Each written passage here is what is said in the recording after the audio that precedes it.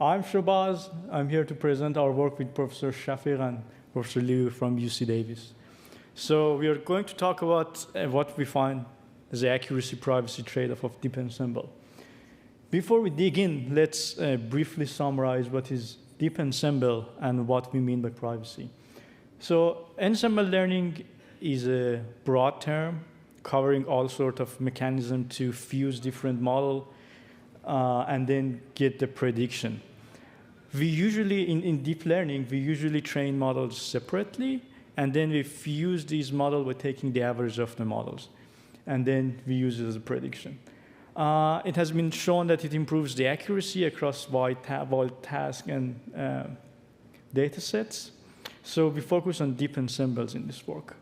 And by privacy, we mainly mean membership inference attacks.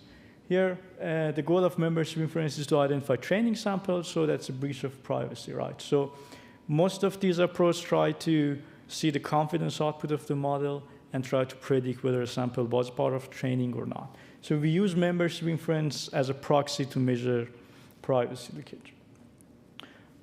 Let's go back to literature. If you look at the literature, you can see there are a few papers suggesting that we can use ensemble learning as a defense against membership inference attacks. And the reason is that by using ensemble learning, we can reduce the overfitting. And then consequently, we can decrease the membership inference attacks effectiveness. Well, it seems too good to be true. I mean, if it's true, then we can improve the accuracy and privacy at the same time. So we try to figure out whether that's true or not. So we started with a simple experiment. In here, we are training AlexNet model with CFAR10. And x-axis is the test accuracy, and y-axis is the privacy. And then, as you can see, a single model's accuracy is around 72%. And then, as we increase the number of models in a deep ensemble, the accuracy improves. But the downside of that is that the privacy decreases significantly.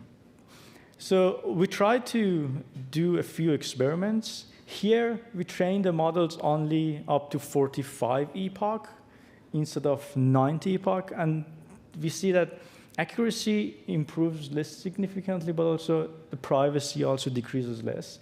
And then what we did is to really use underfitted models, the ones that are trained only for 5 epochs. And then what we have observed is that here we can really protect the privacy, and the accuracy improves, but we cannot reach the accuracy of even a single model.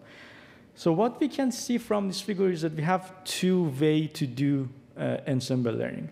Starting from the model that trained for 90 epoch, we can improve the accuracy by using ensemble of these models. We increase the accuracy as much as we can, but with the cost of privacy. The other approach is to use very underfitted model, use a deep ensemble and combine them to protect the privacy, but we cannot reach the accuracy of a single model. So it seems that there's an inherent trade-off here that we can't escape from. So the next natural question we came up with was that we have a lot of deep ensemble approach. We have a lot of membership inference defense mechanism. Let's try to see whether these approaches has the same trade-off.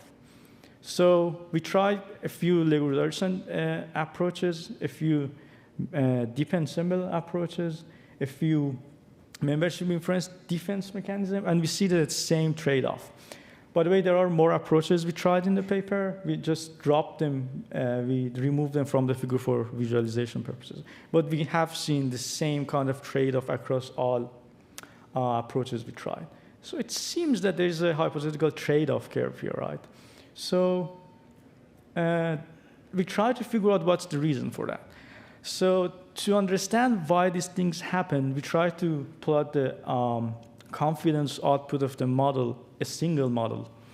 And we see that if you see the train sample and test sample, a distribution is barely distinguishable for a single model. But if you see the confidence output of a deep ensemble model, the distribution becomes significantly more distinguishable. And that's the reason you can launch a better membership inference attack on these models. So let's try to see what's the root cause of it, and then try to solve the issue of this trade-off. So if you look at the if you look at the ensembling approaches, they take the output of n models, they take the average and use it as a prediction confidence. So if we break this formula into two terms, we have a bunch of models that correctly classify a sample and has high confidence, and a bunch of models that misclassify samples and have lower confidence. The problem is that if the distribution of these two parts are different, meaning that we have, for example, more model correctly classifying than misclassifying it, it's going to show in the confidence output. And what we found is that we plot something like the level of agreement to show how many models correctly classify sample and how many models misclassify sample. If you look at the distribution of trained sample, we have seen that majority of model correctly classify sample. We have, and the tail of the distribution goes down rapidly. And we have barely seen several models misclassifying a sample. But if you look at the distribution of test sample, it's more like a uniform. And then this will cause the distribution shift in the confidence of the overall model. So in order to defend against this distribution shift or avoid this distribution shift, we come up with three simple, non-fancy ways that is really easy to deploy. And it's to not to output the average confidence. Instead of that, we take the output of 10 models, for example, we predict the correct class, and then instead of outputting the average output, we are going to choose the confidence of the first model or confidence of a model with maximum confidence, or we can just output the confidence of a model with the maximum confidence, whether it's true or not, whether it's correct or not, because it's barely the case that the model with the highest confidence is the wrong one. And then the benefits that it can be easily deployed. You don't need to change anything in training or change anything in the models. And if you look at the distribution, confidence distribution, it barely changes the distribution. And basically, you can use the distribution for other purposes, such as uncertainty estimation. And if you look at the distribution of max confidence approach, it's also leakless information. So we had this hypothetical trade-off curve that none of the traditional approach can break off. So our first agreed confidence increased the accuracy because it's ensemble learning, of course. It barely improved the privacy, but it breaks the trade-off line, right? So, and the max agreed confidence and max confidence approach improved the privacy and accuracy at the same times. And these are the only approaches that can break off this accuracy-privacy trade-off. So in our paper, we tried to show this apparent accuracy-privacy trade-off in deep ensemble. We show that common approaches cannot escape from them, and then we show that the reason is the level of agreement. We proposed three simple methods. There is still an open question, is how to do that in white box setting.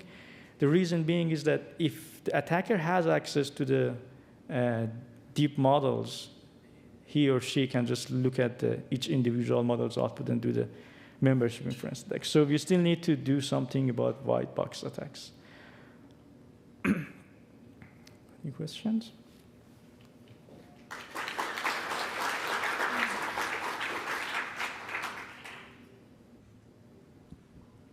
Thank you very much for the talk. My question is, so you're training your ensembles on the same training data set. What will happen if you train them on disjoint data sets, like, for instance, in Panacea? I don't know if you're familiar with that. So it's a mechanism to train models with differential privacy, also based on ensemble techniques. So what we have done is to divide the data sets into two parts. We train with one part, and then we try to figure out what's the performance on the other part. We haven't done the one that you mentioned, yeah. Thank you. Thank you. Any other questions? Oh, sorry. Maybe you first. So my question, did you try other ways to aggregate the ensemble models, like training or another model, so that it learned from the ensembles? So one of the approaches we tried is called stacking. And in stacking, you have a part in the middle of the model after you take the output of, let's say, 10 models, and you train that part as well. It didn't work. It's the same issue.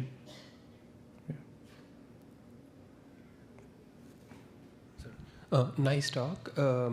My question was, in the past 1 or 2 years, people are looking membership inference for low FPR regimes.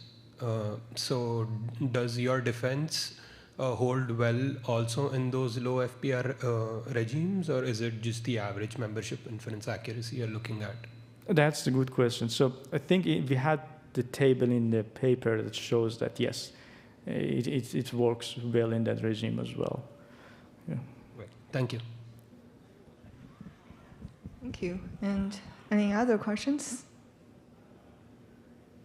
We probably have time for one final question. Yeah. Okay. Yeah, I have one final question.